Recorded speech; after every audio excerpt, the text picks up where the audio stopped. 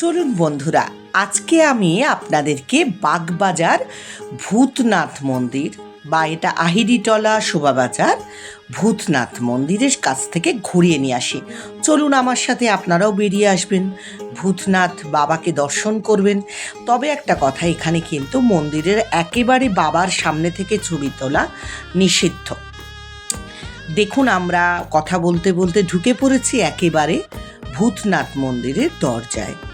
আমি, রিঙ্কু আর বুড়ি, মানে স্বপ্না, আমি আর রিঙ্কু তিনজনে মেয়েদের মন্দিরে প্রবেশ করলাম। মন্দিরটা ভীষণ সুন্দর চারপাশে, আর মন্দিরের একেবারে সামনাসামনি গঙ্গা বয়ে চলেছে। অসম্ভব সুন্দর কিন্তু ভেতরের পরিবেশটা আপনারা দেখতেই পাচ্ছেন। এখানে স্টিলের যে গ্রিলগুলো হয় সেগুলো দিয়ে কিন্তু ব্যারিকেড করে দিয়েছিল। তার কারণ এখানে দেওয়া থাকে প্রচণ্ড ভিড় হয় তো। ভূতনাথ মন্দির জানেন সকলেই, প্রায় নামকরা কলকাতার শোভাবাজার আহিরিটলার গঙ্গার একেবারে পাশেই হচ্ছে ভূতনাথ মন্দির। খুব জাগ্রত মন্দির এবং এখানে প্রচুর ভিড় হয় বলে এইভাবে একটা সুশৃঙ্খলভাবে মানুষ যাতে এগিয়ে যেতে পারে সেই ব্যবস্থাই কিন্তু এখানে করা হয়েছে। আমরা যেদিন গিয়েছিলাম সেদিনকে সোমবার ছিল, তেমন বিশেষ কোনো উল্লেখযোগ্য দিন নয় বলেই দর্শনার্থীদের ভিড় সেদিনটা বেশ কম ছিল। আমরা আরামসে ঢুকে গেলাম ভেতরে। আমি পুজো দিলাম না, দিল স্বপ্না আমার বোন, ও পুজো দিয়েছিল। দেখুন কি সুন্দর, পাশেই কিন্তু দেখতে পাচ্ছেন কত বড় গঙ্গার পাড়টাতে পুরো বাঁধিয়ে বসবার কিন্তু ব্যবস্থাও আছে। আপনারা এসে একটা বিকেলবেলা এখানে বসেও থাকতে পারবেন। দর্শনার্থীদের ভিড় ছিল এবং খুব সুন্দরভাবে কিন্তু একটা শৃঙ্খলা অনুযায়ী আমরা সকলেই এগিয়ে চলেছিলাম বাবার গর্ভগৃহ যেটা, সেই জায়গাটাতেই।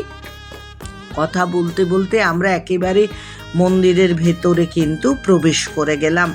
এখানেই কিন্তু ঢুকে গেলাম একেবারে বাবার মন্দির। এই দেখুন, আপনারা ভূতনাথ বাবাকে দর্শন করুন। মানে এখানে 3টে মূর্তি দেখা যাচ্ছে ভূতনাথ বাবার।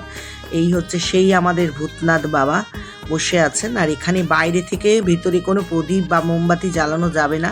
বাইরে দর্শনার্থীরা কিন্তু সকলেই বাবাকে আরাধনা করছিল কর্পূর দিয়ে, কর্পূরদানিতেই সকলেই বাবার আরতি করছিল। খুব সুন্দর পরিবেশ, বেরিয়ে যাবেন।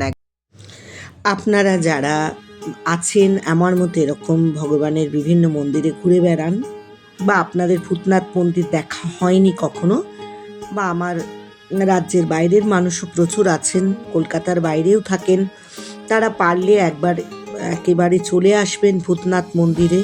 তাহলে আজকে আসি, টাটা।